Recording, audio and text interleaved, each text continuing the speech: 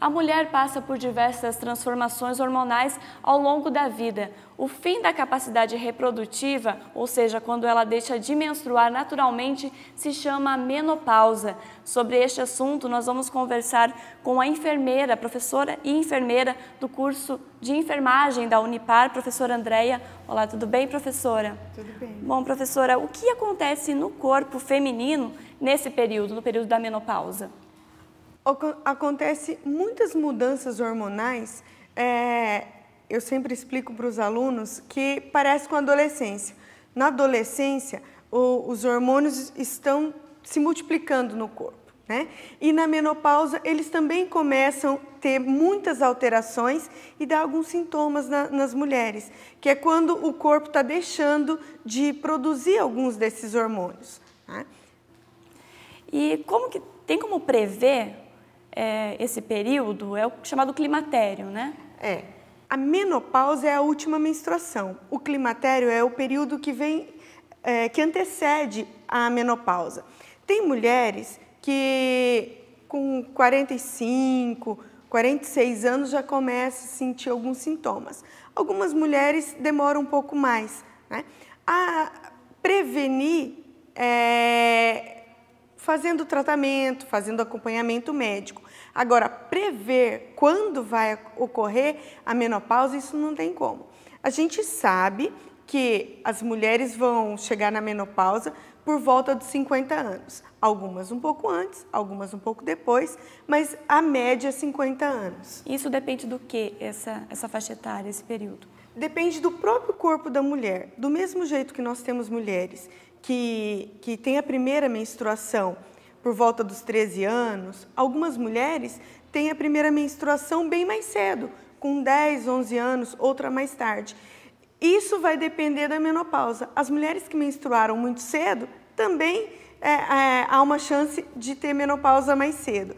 E as que menstruaram depois têm chance de ter a menopausa depois. Então depende muito do organismo de cada mulher. Professora, mas o corpo vai dando alguns sinais, né? Por exemplo, calorões, que as mulheres chamam. Tem mais alguns? Sim, as mulheres, assim, o mais comum da gente ouvir das mulheres são os calorões, que elas, assim, às vezes está todo mundo de blusa e a mulher começa a suar, enche de gotículas, assim, o rosto e é como se fosse uma onda de calor, né? Mas além disso, tem mulheres que ficam com a vagina bem mais ressecada, então tem dificuldade na hora de ter relação sexual, né? Tem mulheres que chegam a ter atrofia nos órgãos genitais. Então, por isso que é um período onde a mulher tem que ter um acompanhamento médico, porque todos esses sintomas podem ser amenizados ou até solucionados por medicamentos ou por tratamentos. É o chamado reposição hormonal, né? Como que é esse procedimento? A reposição hormonal, o médico vai prescrever um medicamento que vai repor os hormônios que a mulher está deixando de produzir. Só que essa reposição hormonal não é igual para toda mulher e não é recomendada para toda mulher. Tem que ser avaliado os prós e os contras. Por exemplo, já se sabe que algumas mulheres, quando faz reposição hormonal, têm mais chance de desenvolver o câncer de mama. Então, mulheres que correm o risco, assim, que a mãe, irmãs, tias tiveram câncer de mama, essas mulheres tem que ser avaliado o risco delas para poder fazer essa reposição. Então, muitas vezes, a gente faz essa reposição através de alimentos. O soja é um alimento muito utilizado, né? Mas a medicação mesmo tem que ser avaliada por um médico e tem que ver os riscos. Se o risco é menor do que o benefício que ela vai ter com esse medicamento. Professora, eu gostaria que comentasse também sobre a menopausa precoce.